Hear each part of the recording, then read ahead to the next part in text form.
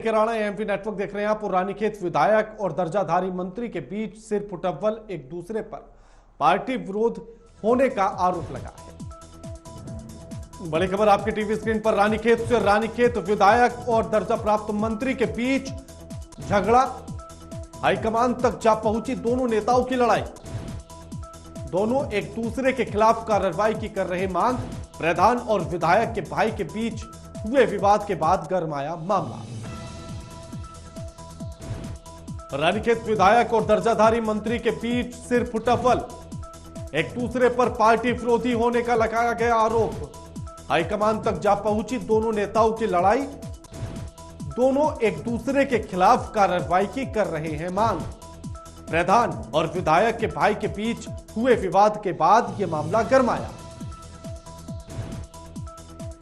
यानी कि बीजेपी के नेताओं के बीच में भी तनातनी और विवाद की खबर, उसी से गरमाया हुआ है रानीखेत। एक दूसरे पर दोनों ही बीजेपी के नेता कार्रवाई करने की मांग अपने शीर्ष नेतृत्व से कर रहे हैं।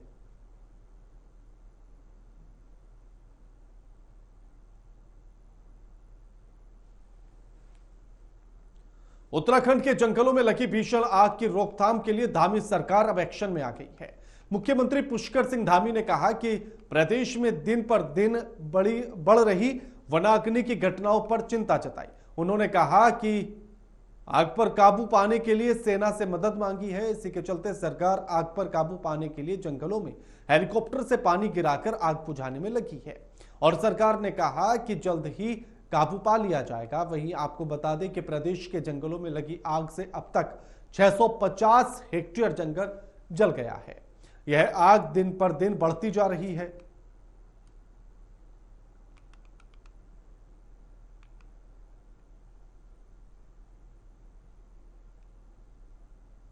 जंगलों की आग हमारे लिए बहुत चुनौती है और लगातार आग बढ़ी है। उसको लेकर हम लगातार तैयारी भी कर रहे हैं। लगातार जो ज़रूरत की चीज़ें हैं उसके लिए भी काम कर रहे हैं। सेना से भी हमने मदद मांगी है। सेना के हेलीकॉप्टर भी आज पानी डाल रहे हैं और भी मैं भी आज हल्द्वानी में भी अभी इस पर मैं मीटिंग करने वाला हूँ। कल यहाँ देहरादून में भी करी है। हमारा हर प्रयास रहेगा कि जल्दी से जल्दी इस आग पर काबू पाया जाए। हम इसके लिए काम कर रहे हैं। सेना के हेलीकॉप्टर भी लगाए गए? हाँ, सेना के लोगों से मदद मांगी है। आज सेना के हेलीकॉप्टर भी इस काम में कर गए। उत्तराखंड के वन विभाग को जल्द नया मुखिया, हेड ऑफ फॉरेस्ट फोर्स मिल जाएगा। बृहस्पतिवार को शासन में इसके लिए डीपीसी हो गई है। डीपीसी के बाद जल्द ही नए पीसीसीएफ की ताजपोशी भी हो जाएगी। आपको बता दें कि मुखिया की दौड़ में कई अधिकारी शामिल हैं। उत्तराखंड वन विभाग में इन दिनों लोकसभा चुनाव आचार संहिता के बीच नए मुखिया की ताजपोशी को लेकर चर्चाएं चल रही हैं। हौफ अनूप मलिक का कार्यकाल 30 अप्रैल को पूरा हो रहा है। उनकी सेवानिवृत्ति के बाद वन विभाग की कमान किसे मिलेगी, इस पर विभाग में सुखबुगाहट के बीच बृहस्पतिवार को डीपीसी हो गई है।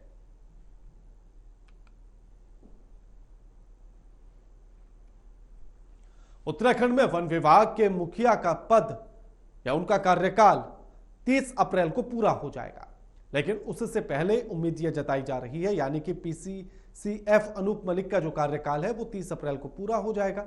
उससे पहले अब एक नया वन विभाग का मुखिया भी उत्तराखंड को मिल जाएगा। इसको लेकर जो कार्रवाई है वो शुरू कर दी गई है और साथ ही अब ऐसे में उम्मीद यह जताई जा रही है कि बृहस्पतिवार तक हो सकता है कि उनको मुखिया मिल जाए, यानी कि वन विभाग को उसका मुखिया मिल जाए।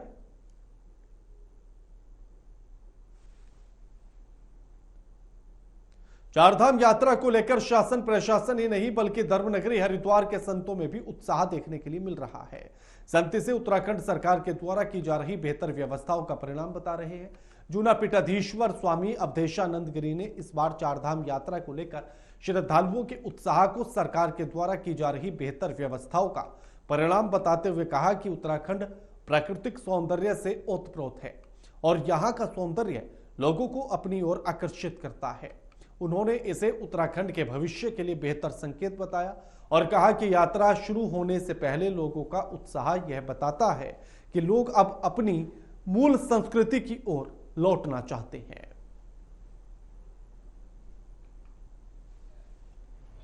उत्तराखंड पर्यटन की दृष्टि से, तीर्थाटन की दृष्टि से आज भारतीय समुदाय में पहली पसंद है।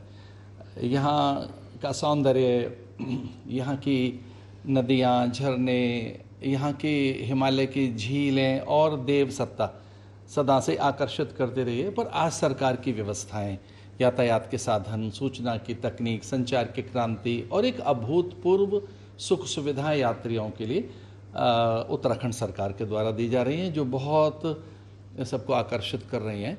अभी पता लगा कि हेली सर्विसेज भी जो हैं वो प्राय सोल्ड हैं। इसका अर्थ है लगभग सीटें मिल नहीं रही हैं। तो अभी तो यात्रा आरंभ नहीं हुई है और इस प्रकार से उत्साह यात्रा के लिए इसका मूल है भारतीय जनमानस में अपनी संस्कृति और संस्कारों के प्रति आकर्षण। इसका मूल कारण है कि व्यक्ति अपने स्वभाव और अपनी निजता अथवा अपनी पूर्व परंपराओं की ओर लौटना चाहता है, और मूल कारण यहाँ की सुख सुविधाएं भी हैं। उत्तराखंड में आने वाले सभी यात्रियों के लिए हार्दिक अभिनंदन। आप पधारें और निसंदेह उत्तराखंड तैयार है, हम सब तैयार हैं। आप चारधाम यात्रा को लेकर श्रद्धालुओं में भारी उत्साह दिख रहा है। आपको बता दें कि चारधाम यात्रा 10 मई से शुरू हो रही है। इसके लिए अब तक 15 लाख से ज्यादा श्रद्धालुओं में पंजीकरण कराया गया।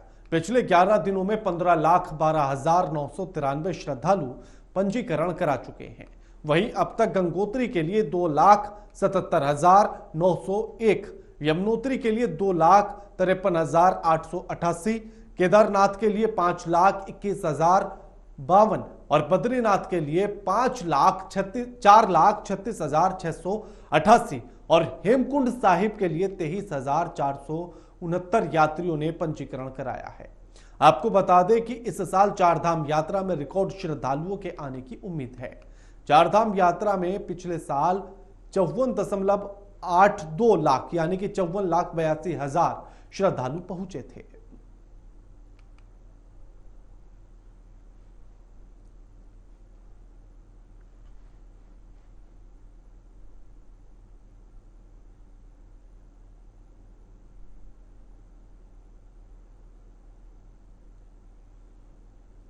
यात्रा सीजन शुरू होने के साथ ही यात्रियों से ठगी करने वाले गैंग भी सक्रिय हो गए हैं।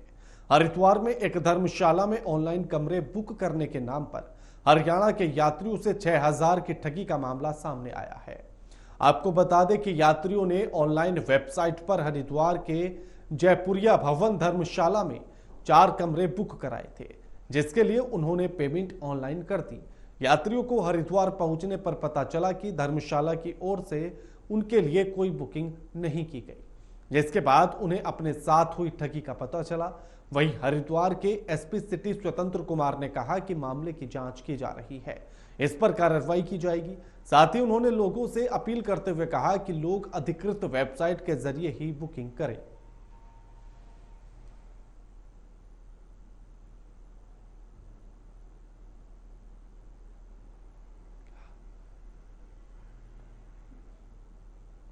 निजी अस्पतालों से मिलने वाले मोटे कमीशन के चक्कर में गर्भवती महिलाओं को अस्पताल में गुमराह किया जा रहा है।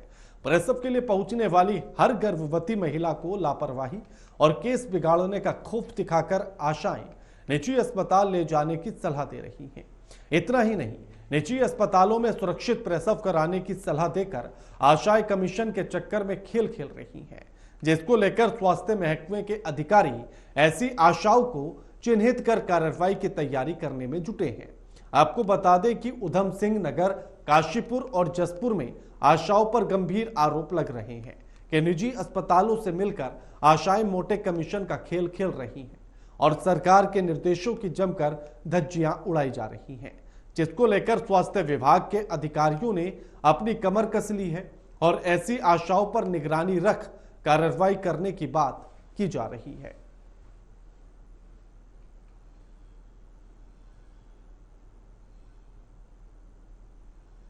गंभीर मामला है और आशाएं को जो है हमारे सरकारी तंत्र में लाने के लिए ही इंसेंटिव हम दिए जाते हैं और उनका कार्य यही है कि वो सरकारी तंत्र में डिलीवरी लाएं और सरकारी योजनाओं का लाभ जन जन तक पहुंचाएं। और अगर कोई इसमें आशा नहीं करती है तो और शिकायत पाई जाती है तो उसके अगेंस्ट कार्रवाई करनी चाहिए। करते रहो, बातें करते रहो।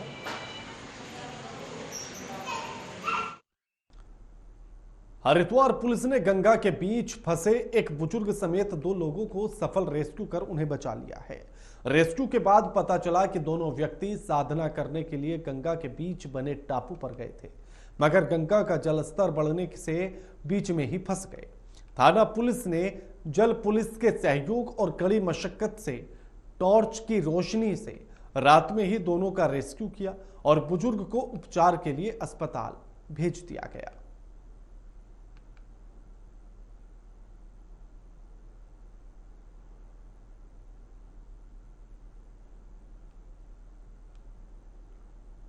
जंगल में आग लगने की घटनाओं को कम करने के लिए हरिद्वार में वन विभाग ग्रामीण और वन गुर्जरों की सहायता ले रहा है।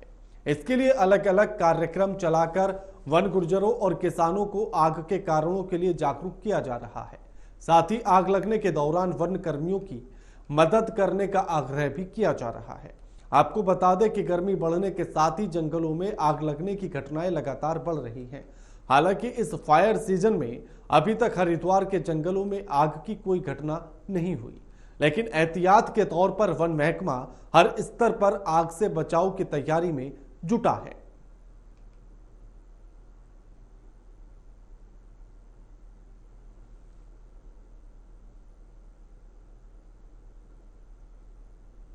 आजकल तो उनसे हम रिक्वेस्ट भी कर रहे हैं, बोल भी रहे हैं कि जो आपका ये रेसिड्यू बचता है, जो कि फसल का अवशिष्ट बचता है, इसे आप ना जलाएं।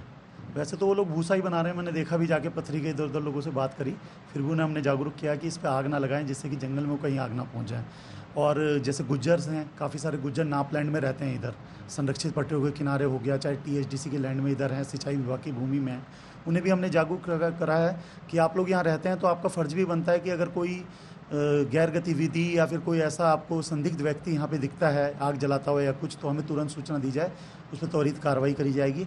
और उन्हें सहयोग भी करने के लिए कहा गया। अगर कोई ऐसी घटना होती है तो हमें हमारा सहयोग भी आपको स्टाफ को करना पड़ेगा।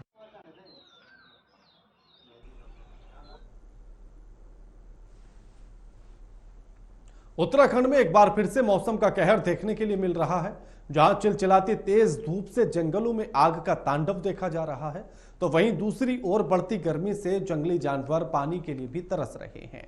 पानी के लिए भटकते जानवर और जंगलों की हिफाजत के लिए अब वन विभाग अलर्ट हो गया है, अपनी तैयारी कर ली है। आपको बता दें कि बुधवार को भी टिहरी, नरेंद्रनगर, रामनगर, लैंडस्टोन वन प्रभाग और केदारनाथ वन्य जीव प्रभाग में ऐसी ही आग की घटनाएं दर्ज की गई। आग के बढ़ते इस ग्राफ से चिंतित वन विभाग भी अलर्ट दिखाई दे रहा है। जहां आग से निपटने के लिए तराई पश्चिम डिवीजन क्षेत्र में टीमों का गठन और टीम के द्वारा लगातार क्षेत्र में गश्त की जा रही है।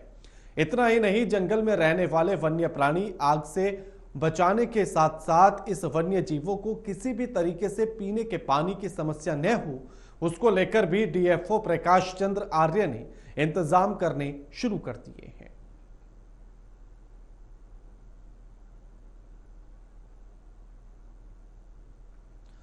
आग की घटनाएं लगातार बढ़ती जा रही हैं और यह कोई पहली बार नहीं है। हर बार जब गर्मियों की शुरुआत होती है तो इसी तरह से आग की घटनाएं सामने आती हैं। लेकिन पिछली बार जब आग की घटनाओं ने विकराल रूप लिया था और एक के बाद एक कई हजार एकड़ का जंगल जलकर राख हो चुका था, उस समय पर तो वन विभाग के पास कोई प्लान ही नहीं था कि आखिर किस तरह से इस आग पर काबू पाया जाए। अब फिर से जब गर्मियों की शुरुआत हो रही है, अप्रैल का महीना लगभग बीत चुका है, एक बार फिर से आग की उसी तरह की घटनाएं सामने आ रही हैं। नैनीताल में तमाम तरह की घटनाएं देखी जा रही हैं और उसी तरह से काशीपुर से आगे के क्षेत्र में भी आग की घटनाएं लगातार देखी जा रही हैं। इसको लेकर प्रशासन एक तरफ तो चिंतित है और लगातार उसका यह दावा भी है कि वो लगातार ये कोशिश कर रहा है कि आग की घटनाओं को कम किया जाए। हेलीकॉप्टर से पानी का छिड़काव करने के साथ ही और तमाम तरह के तरीकों को भी अपना रहा है। यहां तक कि वन गुर्जरों से भी सहायता की बात की जा रही है ताकि आग की घटनाओं पर काबू पाया जा सके। लेकिन अभी भी लगभग 700 एकड़ का जंगल आग की चपेट में है। अब ऐसे में आग की घटनाओं को कम करने के लिए आखिर फुल प्रूफ प्लान सरकार या फिर वन विभाग के पास क्या होगा, ये तो देखने वाली बात होगी। लेकिन आग की घटनाएं जहां एक तरफ बढ़ रही हैं, वहीं दूसरी तरफ इस चिलचिलाती गर्मी की वजह से वन्य जीव भी पानी को लेकर परेशान हैं, क्योंकि पीने के पानी की उपलब्धता न होने के चलते वो अब वन से बाहर आने लगे हैं। अब ऐसे में कहीं इस तरह की घटनाएं भी सामने ना आने लगे कि वन्य जीव अब जंगलों से रुख बस्तियों की तरफ करने लगे, क्योंकि ये वही मौसम है जब वन्य जीवों के बस्ती में आने की खबरें अक्सर देखी जाती हैं। अब इसी को लेकर भी वन विभाग लगातार तैयारी में जुटा है कि वन्य जीवों के पीने के पानी की व्यवस्था को जंगल के भीतर ही कराया जाए और किसी भी वन्य जीव को पानी की कमी न हो। इसको लेकर भी वन विभाग लगातार कार्य कर रहा है। लेकिन अब जो तस्वीरें निकलकर सामने आ रही हैं, ये देखना होगा कि आखिर वन्य जीव के लिए तैयारियां किस तरह से होंगी ताकि पानी की उपलब्धता उनको हो सके और साथ ही वनाग्नि की घटनाओं में भी कमी आए। जो बढ़ता हुआ ग्राफ है, आखिर वो नीचे की तरफ कैसे आएगा, ये देखना होगा।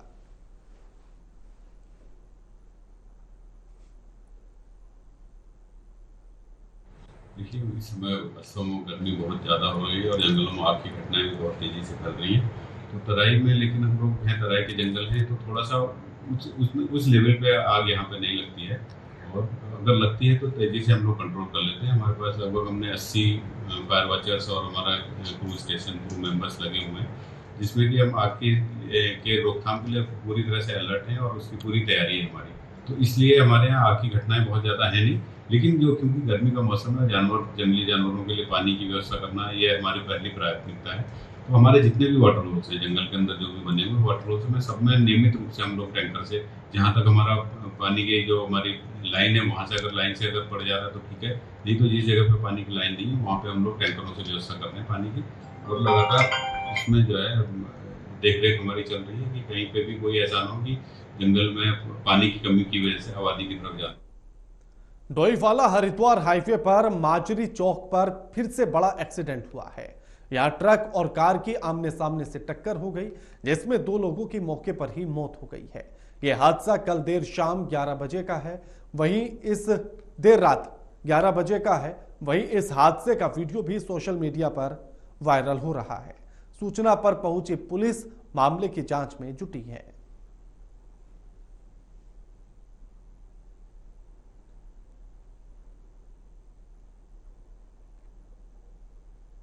बुलेटिन में फिलहाल इतना ही। लगातार खबरों के लिए देखते रहिए एएमपी नेटवर्क। नमस्कार।